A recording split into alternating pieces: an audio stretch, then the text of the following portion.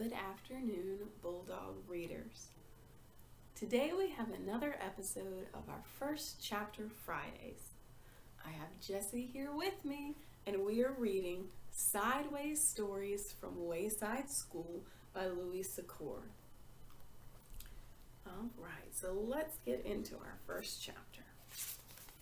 This book actually starts with an introduction that is very important to read. Introduction. This book contains 30 stories about the children and teachers at Wayside School. But before we get to them, there's something you ought to know so that you don't get confused. Wayside School was accidentally built sideways. It was supposed to be only one story high with 30 classrooms all in a row. Instead, it is 30 stories high with one classroom on each story. The builder said he was very sorry. The children at Wayside School like having a sideways school. They have an extra large playground. The children and teachers described in this book all go to class on the top floor. So there are 30 stories from the 30th story of Wayside School. It has been said that these stories are strange and silly. That is probably true. However, when I told stories about you to the children at Wayside, they thought you were strange and silly. That is probably also true. Chapter 1. Mrs. Gorf. Mrs. Gorf had a long tongue and pointed ears. She was the meanest teacher in Wayside School. She taught the class on the 30th story. "If you children are bad," she warned, "or if you answer a problem wrong, I will wiggle my ears, stick out my tongue, and turn you into an apple." Mrs. Gorf didn't like children, but she liked apples. Joe couldn't add. He couldn't even count. But he knew that if he answered a problem wrong, he would be turned into an apple. So he copied from John. He didn't like to cheat, but Mrs. Gorf had never taught him how to add. One day, Mrs. Gorf caught Joe copying John's paper. She wiggled her ears, first her right one, then her left, stuck out her tongue, and turned Joe into an apple. Then she turned John into an apple for letting Joe cheat. "Hey, that isn't fair," said Todd. "John was only trying to help a friend."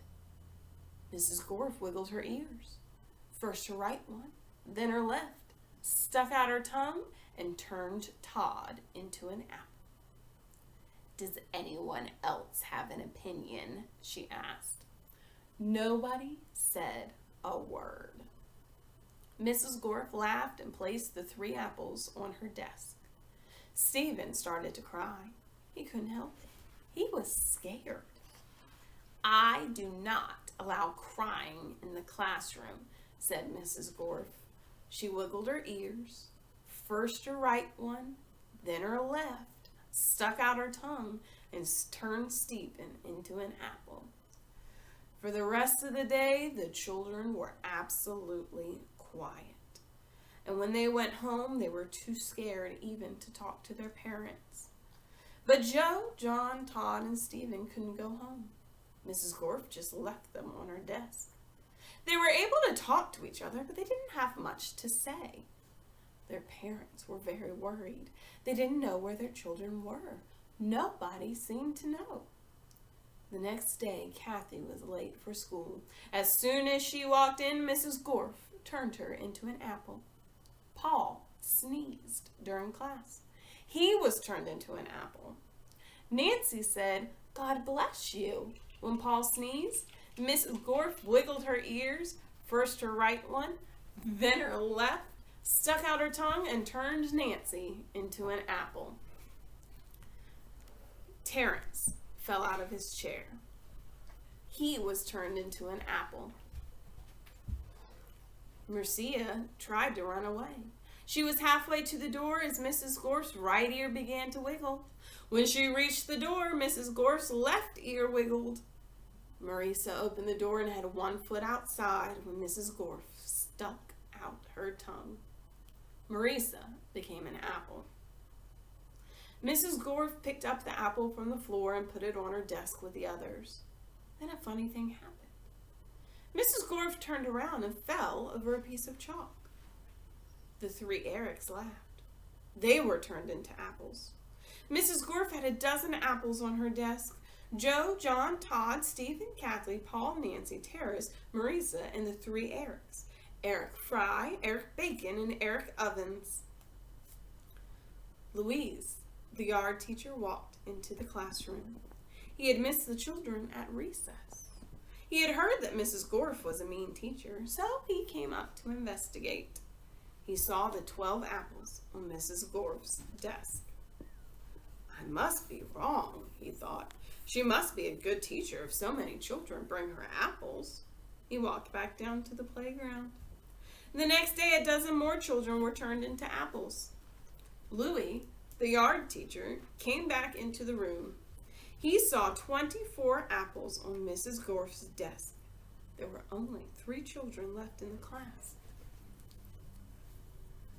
She must be the best teacher in the world, he thought.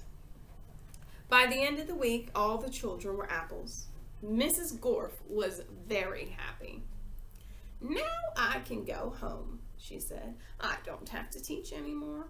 I won't have to walk up 30 flights of stairs ever again.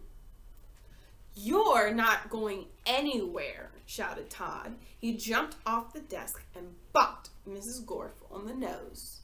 The rest of the apples followed. Mrs. Gorf fell on the floor. The apples jumped all over her. Stop, she shouted, or I'll turn you into applesauce. But the apples didn't stop, and Mrs. Gorf could do nothing about it. Turn us back into children, Todd demanded. Mrs. Gorf had no choice. She stuck out her tongue, wiggled her ears. This time her left one first, then her right, and turned the apples back into children. All right, said Marisa. Let's go get Louis. He'll know what to do.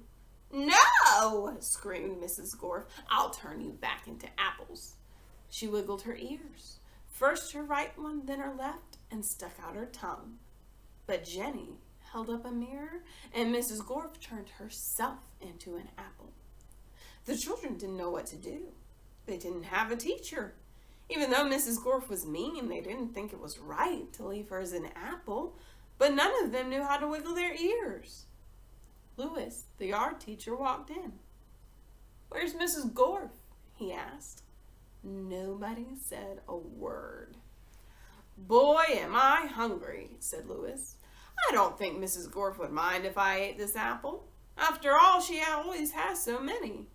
He picked up the apple, which was really Mrs. Gorf, shined it on his shirt, and ate it. Oh my. Well, if you want to hear more stories from the Sideways Stories at Wayside School, I hope you find the book and read it. Have a great day, Bulldogs.